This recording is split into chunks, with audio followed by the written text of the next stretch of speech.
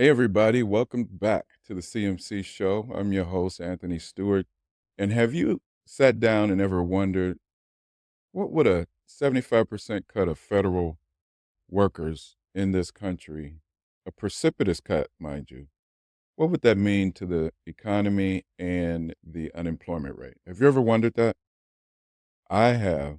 And so I did a little deep dive and I found a couple of interesting things I thought you might find interesting as well. Check this out. All right, so I found this article here.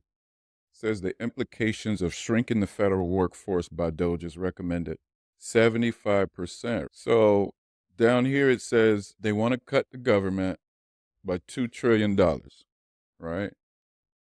And they want to reduce of course, the federal workforce by 75%. Now, according to the Congressional Budget Office, the U.S. federal government employed about 5.1 million workers in 2022.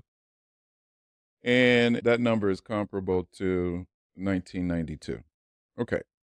But of the 5 million federal workers, 2.3 are civilian and 2.1 are uniformed military personnel. Roughly 700,000, though, are government enterprise workers whom are employed by our U.S. Postal Service. You don't think that might have an effect on your mail? As we move on down, I'm going to come back to this section later.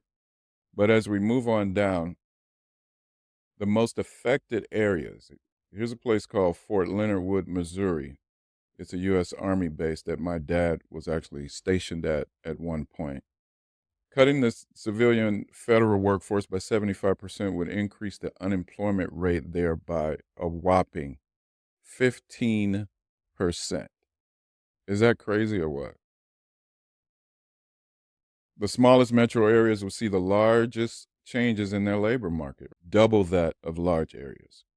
If you look up here, Orchard, Washington, they predict plus 11% unemployment rate. Susanville, California, a plus 13.5%. Fort Leonard Wood, Missouri, as we said, 15%. Oklahoma, plus 9%, you might as well say.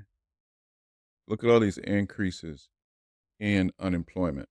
So, my question is, have you ever heard of a president to come in and immediately raise the unemployment rate by firing people?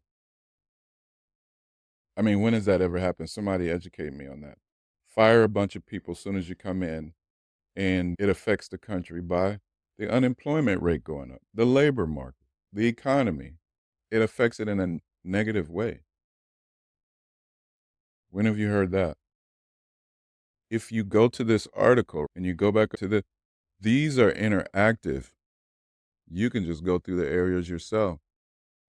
Yakima, Washington, the unemployment rate is currently 7.5%. If you go to what the estimate would be, 8.0%.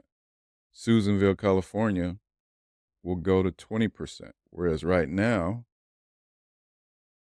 they're at 7%. They're expecting Susanville to go up to 20%. El Centro, California is at 16.4%. They estimate it would go to 18.8%. I mean, let's just go around the country. Alexandria, Virginia area, right now it's at 2.8%. Donald Trump gets his way, it'll be at 9.6%. I mean, you could go to this article yourself to see what Donald Trump will do with your vote. Meanwhile, look at here, y'all. In Newsweek, Republicans revealed Trump tax plan would cost the U.S.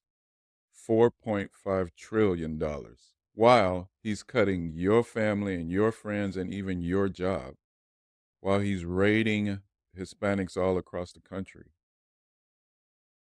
His tax cut plan is going to cost $4.5 trillion. Now, I'm no math guru, but if you deduct 4.5 trillion from 6 trillion, you're probably going to cut into that debt a lot more than taking people's jobs and cutting 2 trillion.